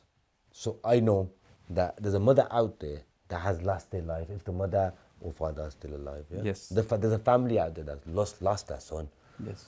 At the same time, there's a mother out there that didn't go and ask that son to stab that boy, Right. that didn't raise the kid to walk around with a gun or walk around with a knife, Yeah. that has no fault. It's no fault of his that that child went and stabbed somebody. And that mother comes to me for help now. Yeah. Yeah. That mother comes to me for help and says, please help my son. Yeah. I go to see that boy and the boy says to me, uncle, I did not want to kill that guy. It was an accident. Oh, this is what actually happened. Right. What am I meant to do? No, I understand. It's a conundrum. I'm just trying to understand So where what your I'm faith... thinking now is, I have to help these people because they're helpless. Allah subhanahu wa ta'ala has said, I will forgive any sin apart from shirk. So who are we to judge people? Who am I to judge that person who has stabbed that person? Who am I to judge him? Yeah. I can't judge him. I'll be committing a sin if I judge him. The judging is for Allah subhanahu wa ta'ala in terms of his iman. So I'll leave that to Allah subhanahu wa ta'ala. I'm not going to judge. As long as, alhamdulillah, I feel like I'm doing the right, families are praying for me. That's how I've come this far. Fair enough. When that Manchester thing happened, I did see you were quick to represent what was going on, and then there was a sudden U-turn. Can you shine some light on that? See, that Manchester happened? incident, basically what happened is the media made it all about me. Right. Me and Bilal, we used to get up every morning. What are they saying now? Hold on. The incident happens, right? It's everywhere. It's everywhere. Front page, everything. So what happens then? Do they get in touch with you Yeah, the family get in touch with me. and say, right, At night, on that night? on that night, Right. when this takes place. Right. They couldn't get hold of me. Sorry to put a pin in it. When you saw the footage, what did you think? When I saw that footage, Yeah, before you got the call. I think I had already seen the footage before I got Yeah, because it's everywhere. Yeah. But I'm saying, Yeah, what yeah. was your initial thought as someone saying, right, okay, I've seen So this I footage? thought to myself, wow, the officer shouldn't be allowed to get away with this. Yeah. Because the kick that they gave to that man was a proper soccer kick. That's banned in combat sports like UFC and stuff. Yes. So, if you're going to give someone that sort of kick, you're either going to try to kill him or do some serious damage to them. Right. So it was like, how can the police officers do that and how can they get away with it? Yeah. So by that time I had the phone call, so I thought, yes, I'll go down. Right. And I could hear, I think, the mom in the background. They contacted someone from my circle of friends and got in touch with me. So I went down, yes. I went down, I sped up the process of the IOPC, which is the Independent Office of Police Complaints. I sped that up. I think they were in the IOPC office a day later or 2 days later. That never happened. Right. That's never happened. What's the IOPC office? Sorry. The Independent Office of Police Complaints. Right. Yeah. They are basically the police for the police. Yep, they will assess the complaint of... Yes. Right. And it's never happened that quick. I've been a solicitor for 10 years. I've been a lawyer. Right. I've never seen the IOPC act that quickly. They act that quickly because of me. Because I made this blow up. And I made it blow up because I thought they can't get away with it. These are the police force. Why are they going to get away with it? When you say you made it blow up, what do you mean? Not blow up. They're... No, as in, I made it go viral. On social media, yeah. Social media wise, and I raised so much awareness that everyone knew about it. Yep. Everyone knew about it. So then what happened is the IOPC got sorted. I introduced the boys to the IOPC, their mother, everything. They had interviews. I was present in them interviews. The media then made it all about me, this. Yeah. Which we kept looking at the news, this. They're talking about my past cases, talking about this. At this point, I'm doing this out of the goodness of my own heart. This case, trying to help the family. I'm doing it out of the goodness of my own heart. I'm not getting paid to do anything. So I told myself, is this worth it, realistically? What type of negative press are you getting? Because... Too much, you must have seen it. It's everywhere. It's everywhere. You must have seen it. It's still happening till this day. Is it? Go into my comments. Right. So, how did that make you feel, firstly? It was all right. It was okay. I'm thick-skinned. Yeah, but you need the skin of a flipping... I don't know. I'm okay. A rhino. You need skin of a rhino. So I'm thick-skinned. It doesn't bother me, but it's just... some things I don't need, innit? I don't need the hassle. So I didn't need it. So I had to just... But did it bother you that the trial hasn't even happened yet, but it's already everyone's just...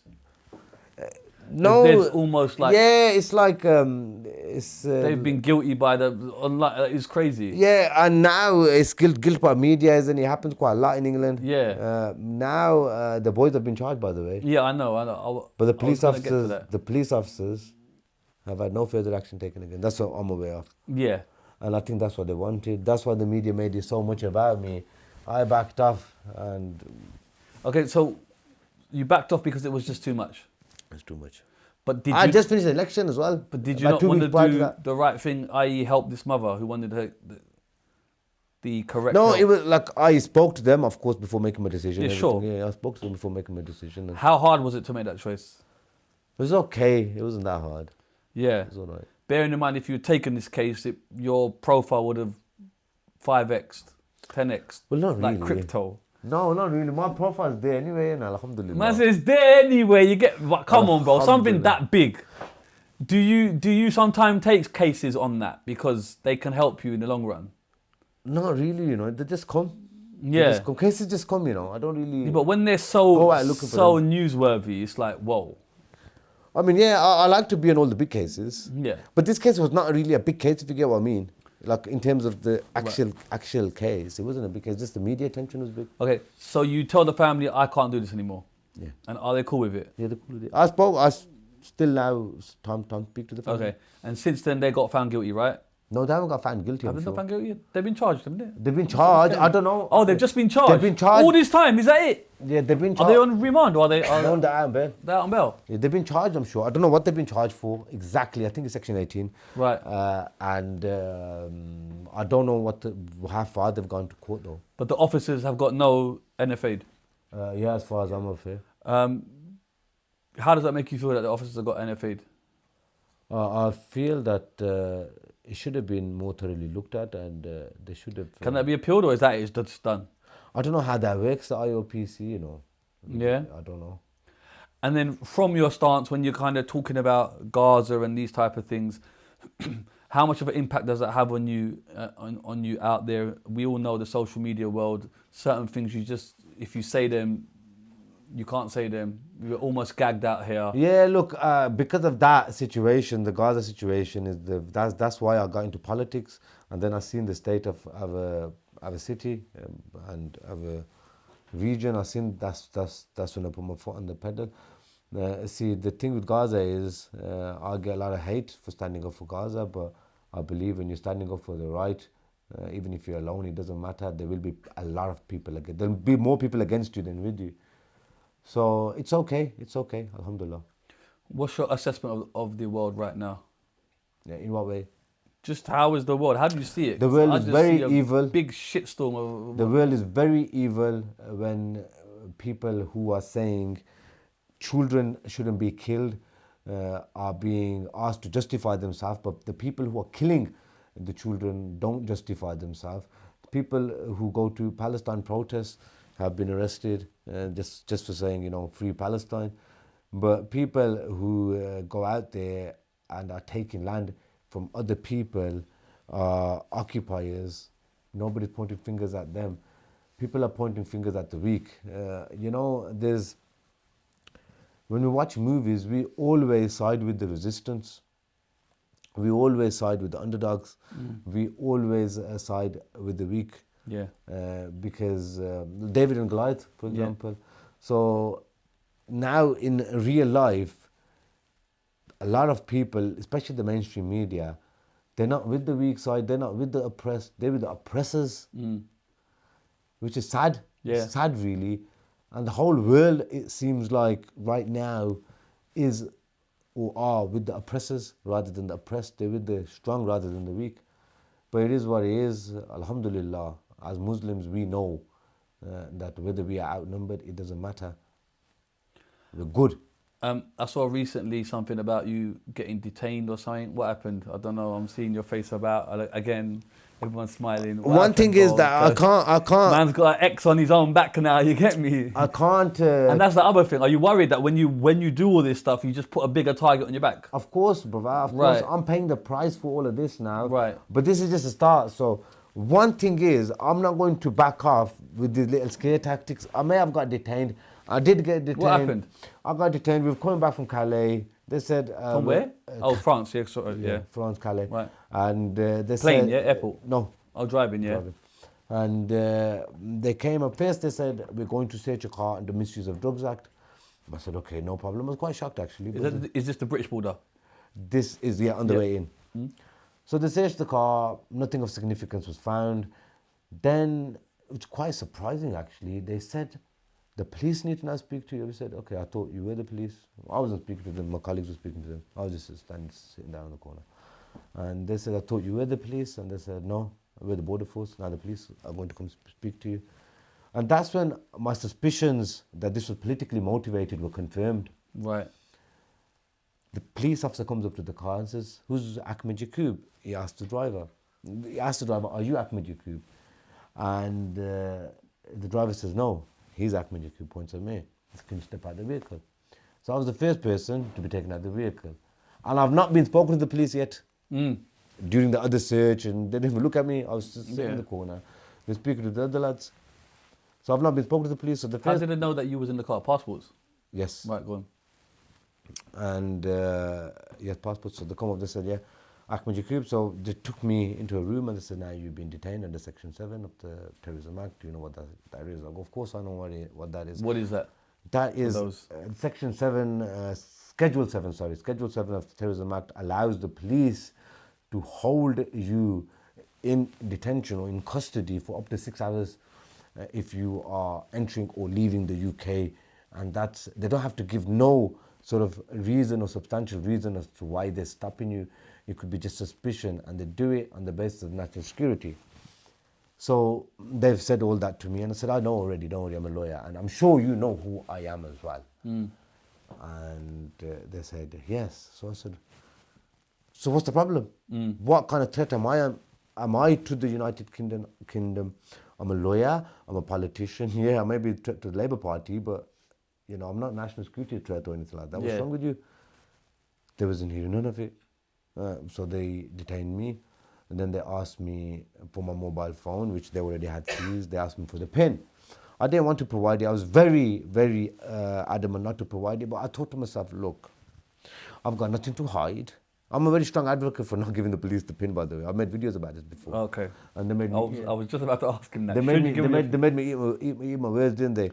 So basically, I thought to myself, look, I'm here now, they can keep me for 6 hours, but after the 6 hours, if they don't get what they want, they can arrest me then, and they can authorize my detention for up to 14 days without charge. So I thought to myself, do I really want to put my family through this? Yeah. Do I really want to put the 3 other mates who are with me, do I want to put their families through this? Right. Because they will do what I asked them to do. And they got held as well. They got held as well. Right. They only got held for the last hour. Right. When I wasn't cooperating. Right. I didn't want to give him anything. Right. So in the end, I spoke to Sergeant. I said, look, and listen, you need to get an independent counsel, independent barrister to look at my phone devices, my laptop and my phone, to make sure there's no legal professional material in there before you hand over to the police. They agreed with that, and that's when I gave them my PIN. Okay. And what happened? They gave my phone back now, and it's the end of the matter. They're trying to scare me as a bully tactic. Yeah, but why? Why are they doing that? Because I'm Akhmed Yakoob. Right, but how does that make you feel that you're being targeted? I've had like Baba Ahmed's been here. He was in, he's held the longest thing with no trial. So when I heard his story, it seems like when they want to attack you in a certain way, they can just do it. They can do it, yeah. And there's sometimes there's nothing we can do about it. No, there is. We do feel helpless, but at the same time, we're not going to back off, and we're not going to crumble under the pressure that they try to put on us, because diamonds are formed under pressure, my brother. Come on, carbon, baby. So we're still here. We're going to go stronger, and there are avenues that we can take, and we're going to take them. But you've got the knowledge. There's some people that don't have that knowledge. There's the avenues that we can take, and we're going to take those avenues. Oh, what, for this case thing? Inshallah. It's going further. A little compensation thing. I was in the car We're as well. not worried about no I was there, I got held. I'm looking, I got some questions for you, and then we're almost done, sir. Thank you for your patience. No problem, brother. They are... Long innings podcast. But it's good though, isn't it? It's a good one. Proper. Innit? I don't know what other shows you're going on, but you know what I mean? Proper stuff, innit? Proper things. Right, this is from AI, by the way. Come on. Thoughts on AI, by the way, on the legal system? AI a good is thing or bad thing? Look, somebody came to me and tried to sell me an AI app and said it's going to replace this and replace that. I go, can you replace Akhmed Yakoob? Can you think like Akhmed Yakoob? Hell no. The guy said no. I said, you're right there, mate. So keep it moving. Are you mad?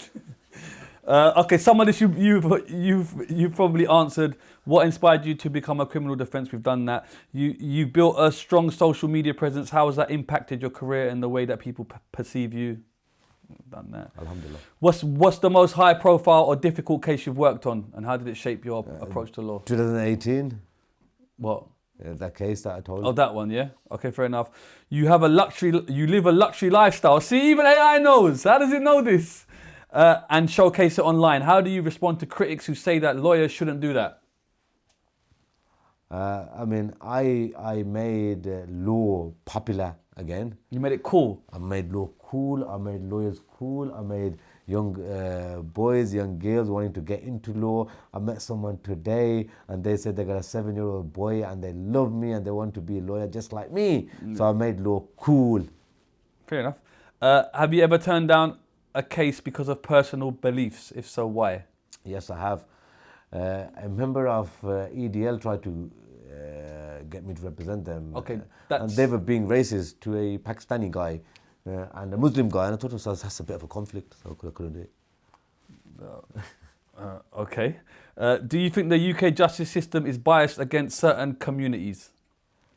Yes, and that's evidentially. There's stats there to prove it. If you are from a South Asian community, you will receive a higher sentence. If so, how can it be fixed?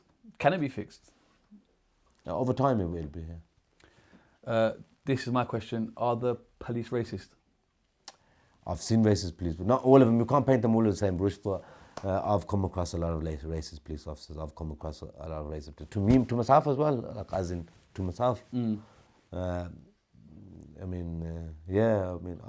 been through it all, man. Yeah. Sarcasm, little jokes here and there, acting clever, I've been through it all. What's the biggest misconception people have about criminal defence lawyers? That they make too much money.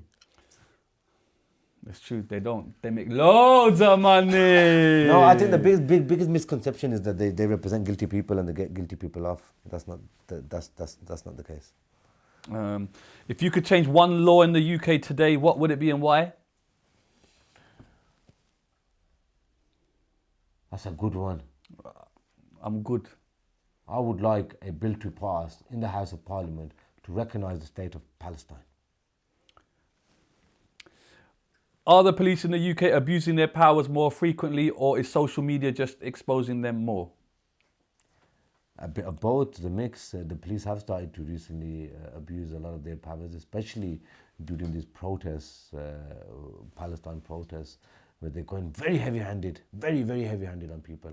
I've seen the police, I've seen a video earlier on Instagram where UCE, I think is University College of London, where police are escorting students out of campus, and all of that stuff is mad. Should people in the UK have the right to bear arms like in the US? No. Why or why not? No, I think it will be too dangerous, and it's already, firearms are very easily accessible already as it is, and if it got any more worse, then you'll see a big rise in death toll. Why did you decide to enter politics? You've done that. What was the hardest part of running for mayor and MP as an independent candidate? What was the hardest thing? Hardest part, you don't have the backing from mainstream parties. You haven't got the big financial machine behind you. You got to spend your own money, and you don't have you don't have resources as well. You don't have the manpower. To be fair, no, I can't say that. To be fair, I did have the manpower. I had the manpower. I had the people power. I didn't have the financial resources and the reach as big as them, but I still managed. Alhamdulillah. Many politicians avoid talking about Palestine, but you've made it central to your campaigns. Why is it so important to you? Fairly obvious, but please answer. Basically, it's very important to me because I feel that you can't be a human, or you have to have a cold heart to not worry about innocent children dying, and it's not difficult to say a few words. You know, and as Muslims, that's the least we can do. The strongest form of iman is stopping something. If you feel like somebody is doing wrong, stopping them physically. If you can't stop them physically, then you stop them with your words. If you can't stop them with your words, then you have to think in your head that it's wrong. So I'm like, not even the strongest form, I'm just doing basically. What if you stop them physically and you get done for Section 18 GBH? We ring you. There's a defence for every offence. For every offence. Don't you get it twisted. Do you think the UK government is failing young people, particularly in cities like Birmingham? How? Definitely. There's knife crime epidemic is just going through the roof. Young kids are dying everywhere, and it's disgusting. If you were Prime Minister for a day, what are the first 3 things you would do?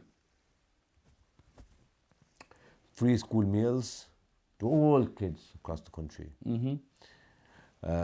I will give the pensioners their pensions early because they deserve it. I will give, if I was Prime Minister now, kids are basically choosing between eating and heating, so I'll give them both, eating and food. Side note, thoughts on Trump? I like the way Trump talks, and I may not agree with a lot of his policies and what he says about Gaza. And what he said recently about Gaza, that he will, Gaza's a nice place, and great things could be done there, and the people there should move over to Jordan or Egypt. Who does he think these people are, man? Is he gone crazy?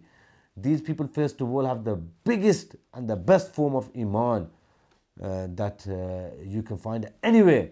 So these people are not going nowhere. Trump can only kill them. He can't ask them to leave. They won't go nowhere. If they wanted to go, they would have left by now. No, they've gone back to their homes, their destructed homes, but they are happy there.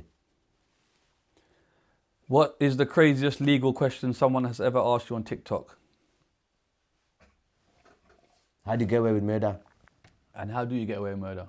You don't commit murder, and then you get away with it. Oh, side note, what's the best legal like program to watch? You know, there's like thousands of Lincoln them. Lawyer is really good, you know. Lincoln Lawyer, never heard of I it. watched it. And then movie, A Few Good Men. Lincoln Lawyer's one. Oh, is that a movie It's as a well? movie and a Oh, thing. yo, man, come on, man. A Few Good Men, no? I ain't seen it. You can't handle the truth. I ain't seen it. Oh, come on, but get out. What do you mean? You seen it? Al Pacino, Scott. No, man. Tom Cruise. No way. You never seen A Few Good Men? Al Pacino, you're talking about Devil's Advocate. When he's blind or something. No, that's a son of a woman. What this man's got? Son. You're talking about Devil's Advocate. Bro, you never seen A Few Keanu Good Men? Reeves and, Jack Nicholson, Demi Moore, Tom Cruise. I ain't seen him. I'll watch it tonight. Please do. Homework. That's a classic, bro. You're definitely younger than me then, bro. I probably am. Well, he's richer. But anyway, does social media help or hurt the legal profession in the long run? Help. Okay. What's your response to people who say social media lawyers are just chasing clout?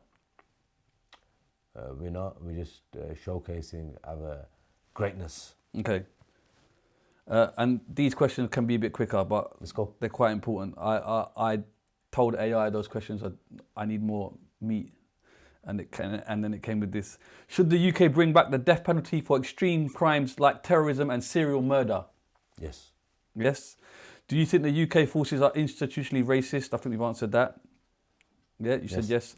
Are there certain crimes where the accused should be presumed guilty until proven innocent? No. Everyone should be innocent to prove guilty. Should drug dealers receive life sentences like murderers, given the impact of drugs on society?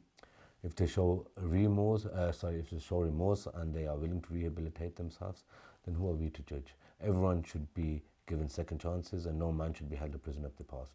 Should people be given a third chance? No. No. But That's then my again, question. Allah subhanahu wa ta'ala has said, sin as much as you want. Yeah, but Come how back many to me, chances I'll can forgive you give someone? Do you know what I'm It's saying? not for In me to this give world, chances, though, innit? But I'm saying the system. Do you know what I'm saying? Because you know in America they got the free strike system, don't they? Yeah, look. Second chance, they should be given. The third one, then no, I don't think so. Yeah. Because then they're adult enough to know that's wrong and about that. Yeah. They shouldn't. Then no, they should lock him away. Is the legal system designed to protect the rich while punishing the poor? No, because like I said, someone who's got no money can have me on legal aid. Fair And enough. I could. Has the UK government failed British Muslims, particularly in issues like foreign policy and civil rights? They haven't listened. There's certain MPs and the government as well. Yes, they don't really. They haven't really listened to what the actual public want. Right. Especially. Do you think they care what? I don't think they care anymore. They used to, not anymore. Okay. We're almost there. Hang in there. I'm here, bruv. Is the UK becoming a police state where freedom of speech is under threat? Yes. Would you ever defend someone accused of terrorism, and do they deserve legal protection? I have represented people. Yeah. Does the justice system go too easy on grooming gangs and sexual predators? Yes and no. I think there should be a harsher sentence, and grooming gang need to be looked at properly. There needs to be a proper public inquiry into this. Yeah. And a few people, I think a few years ago, up north somewhere, they did want to have a public inquiry into this, but few Labour MPs stopped this. Right now, we've got a Labour government, and there needs to be a proper public inquiry into this. I urge the Labour government to have a proper public inquiry into this grooming and into the grooming gangs. Is this the grooming gangs as a whole, or just that specific gang that is in the news a lot? No, i.e. the Muslim grooming gang. gangs as a whole. Right. As a whole. I mean, whether they're Muslim or not, whether they're Christian, Muslim, whatever, grooming gangs are bad. Yeah, of course. They need to be looked into.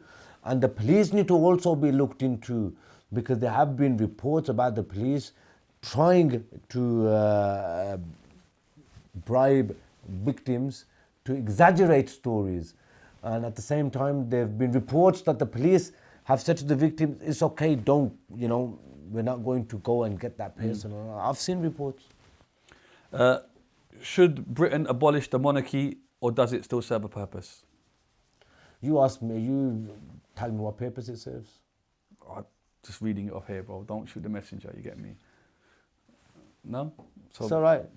What's It's all right. Monarchy's all right. Okay. Got no problem with the monarchy. Got no problem with the Okay. king. Is Islamophobia in the UK worse than racism against any other community? Yes, definitely. Everyone's nodding in the room now. Definitely. Islam is the most persecuted religion on earth, not just in UK. Okay. On earth. Why do you think that is? Because it's the religion of truth, and when you stand on the truth, people are against you. Okay. Are young Muslim men unfairly targeted by the counter-terrorism laws, or is it justified? It's not justified, they are unfairly targeted. Yeah. They are unfairly targeted. If I was white, I would never get stopped at the border. Let's be honest. Should the UK allow Sharia law courts to operate for Muslims who want them? I mean, look. Good questions, bruv. Come on, mate. That's a very good question. See, I'm full of them. That was me. No, I'm joking. Go on. That's ChatGPT, I think. No. But it's okay anyway. Look, if you want less crimes to happen, yeah? If you want less crimes to happen, implement Sharia law. If you give people harsher penalties for the crimes that they commit, it'll be a deterrence for others not to commit it. So example, few countries, I mean, just say Saudi Arabia or other countries, if you do rape, for example, they lash you 100 times or something like that, and you die or you bleed to death. So if they do that to someone, do you think that the person who sees that happening will go and commit the same crime? No. But can you understand for the non-Muslims, people fear what they don't know? No, I'm talking about a criminal aspect of it. Right. I'm not talking about turning UK into an Islamic state. Right. I'm not talking about that. I'm talking about the criminal. In criminal courts, if you had Sharia law in criminal courts, forget about normal. I'm not saying the governance of the country. Yeah. For criminal courts, if you have Sharia law, you'll be giving criminals a harsher punishment, which mean a deterrence for other criminals, which means lesser crime rates. But you've told me earlier that you've seen innocent people go down. So by that rhetoric, innocent people will be getting hurt, lashed, maybe killed. No. Well, whether they go down, they've been found guilty, haven't they? Yes. They've been found guilty. So I'm thinking from a criminal point of view, it's a deterrence. From a criminal point of view, if you want to fix the crime rate, Sharia law in the criminal court is good. But of course, I wouldn't want to implement in all of UK. People can start calling me Islamist now. Innit? Listen, I just asked the questions, bro. You know what I'm saying? Side note, should that Shamima Begum be allowed back in the UK? Yes. Okay. Yes, I mean, she was a young girl at the time where everything happened. Everyone makes mistakes and she wants to come back. And she should be, I think the appeal's been denied now. So It has been denied. Yeah. I just wanted your perspective. Yeah, I think she should be allowed. Okay, fair enough. Is Western media deliberately biased against Muslim and people of colour? Yes, the bias against me. Are British schools brainwashing kids against religious and cultural values? See, like I said earlier, if you side with the religion, you are generally a better person. But yes, schools are taking religion away from kids. Yes, they are. They don't encourage religion, and they think religion is something bad. Religion should be implemented, whatever religion is, should be implemented in schools, it should be implemented into the curriculum, and kids should know how to be a better person. Should LGBTQ plus education be mandatory in UK schools even if parents disagree?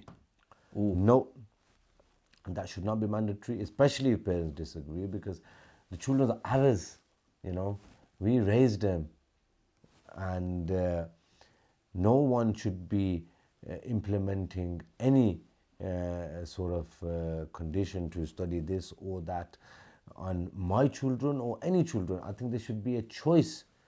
There should be a choice whether to study or not, and children at that age cannot make a choice, so their parents have to make that choice for them. I've got no problem with LGBT people. Yeah, but I just don't want to teach it to my children. I think they're too young. I think they're too innocent. Not to my children, to any children. Some will then argue they should be taught about the whole of what's happening in society, etc., etc.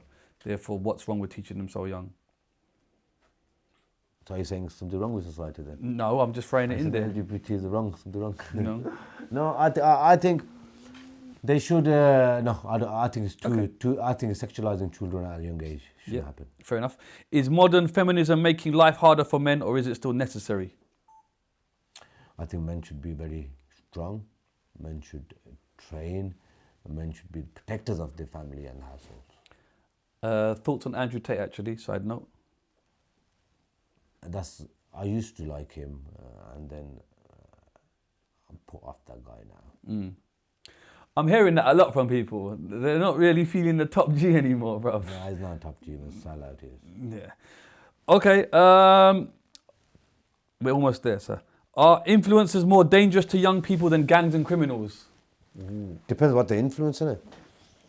Just- Depends what the influence and But they have that power to influence. They have the power to influence, but if they do, But when you look online, you're seeing things money driven, aren't you? A life of luxury. a lot of people, kids look at some influencers and they want that life, don't they? But the thing is, kids need to realize that there's no shortcut to making money these days. It's hard work. You can't take the elevators. You have to take the stairs to success. And I've seen it happen in my life. Whoever I've met who's successful, they work hard and they still continue to work hard to this day. So, yeah, there's no shortcut for hard work. Should all UK prisoners be allowed access to luxury items like PlayStations and Netflix? I had Lickle Man here recently. He said they were dropping drones and dropping in parcels from drones. No, but that's not the prison system giving him. That's people from the outside, isn't it? Okay, that's true. Should prisoners be allowed luxury items? Yes, so they don't have to do the drone thing. Okay. Because the drone thing is happening, bro. Allegedly, I'll come in a bit. So please. give it to them. So that if you give it to them properly, then they think in it. They won't need to do the drone thing. Are UK universities and workplaces discriminating against white working class men? I think the UK government in general doesn't give a toss about white working class men or any working class men, because they're more focused in impressing the rich folk. For example, Keir Starmer says he's going to crack down on people who exaggerate their benefit claims. Right. But he doesn't crack down on the billionaire companies that are evading tax every year. Yeah. So what's more damaging to the UK economy? Someone who's taking £50 a week extra, or somebody who's evaded £50 million in tax? Crazy, man. They need to get the priorities right. That's all the questions. What can we expect from you in the future, sir? Future, of course, the launch of the ICA happened today on the Shizzio talk show. Come on. Official. Alhamdulillah. Official. And now And it's called the ICA. ICA, yeah. Right. Independent Candidate Alliance. Right. So you'll be seeing more of that. Yeah. And yes, more politics, more community work, more law, more of Akhmed Yakoob, inshallah. You said earlier that you used to fight a lot. Do you? Would you like entertain any of this boxing stuff that's going on? There's a lot of celebrity boxing thing. Would you not get in there, get I'm busy? too I see you serious rolling myself. the shoulders. You get me? Imagine a lawyer that knocks out, man. That's deep, bruv. I'm too... But it's still in there, though, isn't it? yeah, because look, if somebody wants to spar me, they can come to my gym and spar me. I'm not going to go on TV and fight. Yeah.